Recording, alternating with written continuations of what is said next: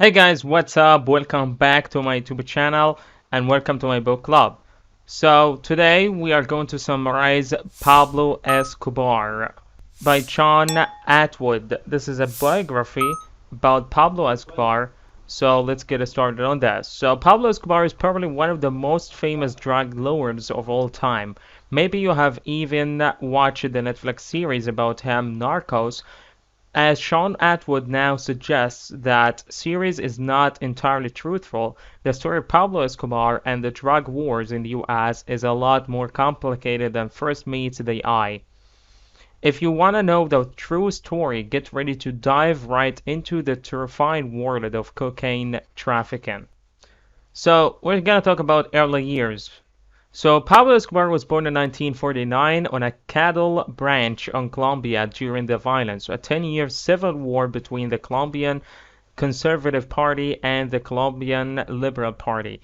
Atwood says about this time, the turmoil affected nearly every family in Colombia. It accustomed Pablo's generation to extreme violence and the expectancy of a short and brutal life.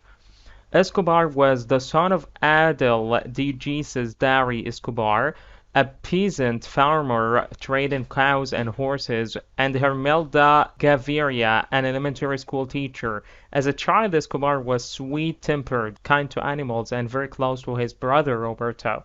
However, when Escobar was 7, the guerrillas came to his village and his parents decided to hide their children under the mattresses and blankets, fully expecting to be killed themselves. At the last minute, the family was saved by soldiers arriving. The town survivors were escorted to a schoolhouse, past burning houses, charred bodies, and corpses hanging from lampposts.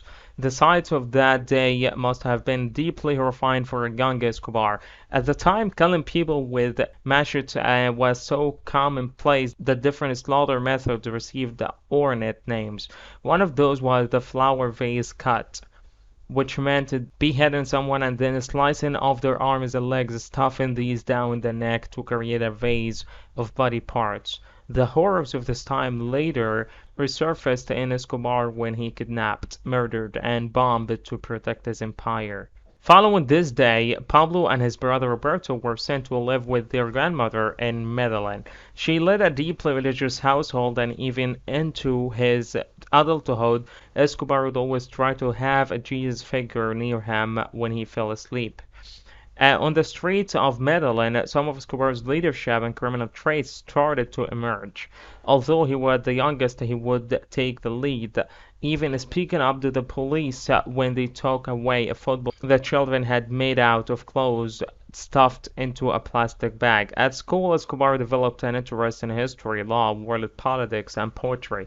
He also practiced public speaking and learned about the U.S., Medellin, and South America to enrich itself.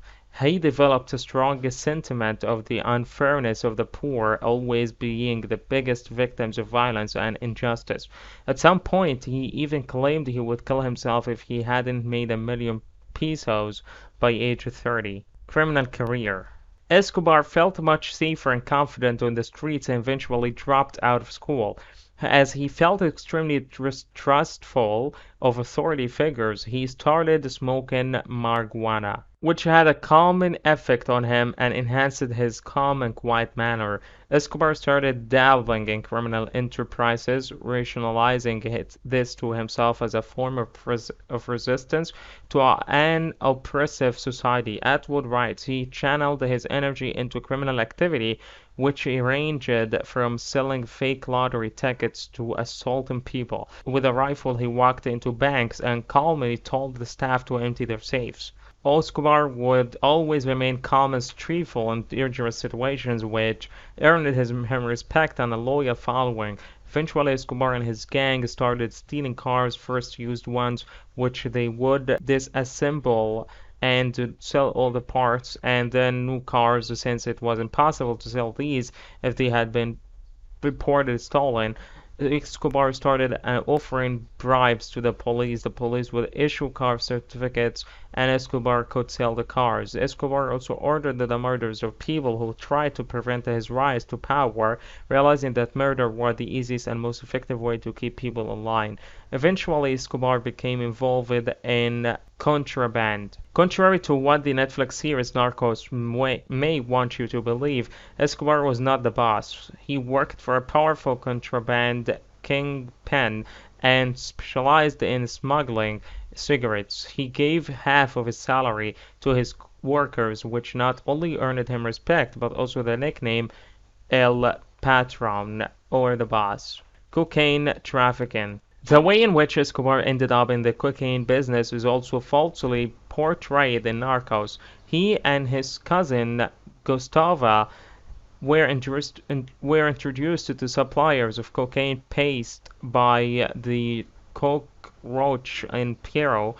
At the time, you could buy a kilo of cocaine paste for $60, whilst you could sell cocaine in the US for $60,000. In Renault 4S, Escobar proceeded to smuggle the paste across three countries, Peru, Ecuador, and Colombia. He had a separate Renault 4 for every country, and the paste was hidden in a compartment above the passenger's side wheel. The paste was then cooked into cocaine in a house with covered windows in a residential neighborhood. Escobar tried the cocaine himself, but preferred smoking marijuana. Escobar quickly realized that he had underestimated the cocaine demand. If he wanted to, he could sell any amount to any country, especially the US. The US authorities were focused on marijuana and heroin being imported from Mexico, which was why it was relatively easy to smuggle cocaine. Nevertheless, Escobar came up with ever more ingenious ways of smuggling cocaine into the US. At first, up to 30 kilos of cocaine were packed into used airplane tires, which would be discarded by pilots in Miami. Later on, Colombian and US citizens would board flights with double-walled suitcases and hello without shoes. Some even swallowed cocaine in condoms. If the condom opened, they died.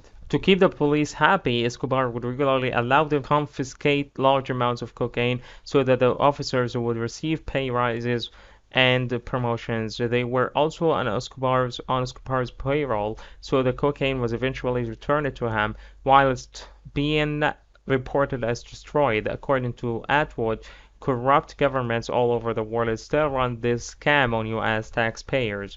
Eventually, Escobar moved his cocaine kitchens from residential areas to the jungle because of the smell. He also offered high rates of return and attracted many investors that way. If you invested $50,000, it would be repaid with $75,000 in 2 weeks. George H.W. Bush and the CIA. So while the Netflix series Narcos focuses on the DEA's Drug Enforcement Administration quest to capture Escobar, it fails to mention the CIA's complicity to cocaine trafficking at the time. This may seem surprising given the US strong opposition to drug use at the time. In the 1980s, the Reagan-Bush administration launched a Just Say No campaign funded by tobacco, alcohol, and pharmaceutical companies. According to the government, it was necessary to take down the Pablos of this world, but in fact, the anti-drug policies mostly affected hundreds of thousands of non-violent marijuana users, and more often than not, poor black people. Whilst Bush and Reagan were posing with tons of confiscated cocaine, the price of cocaine in America was falling, a sure sign that supply was increasing, something the Bush-Reagan government failed to mention.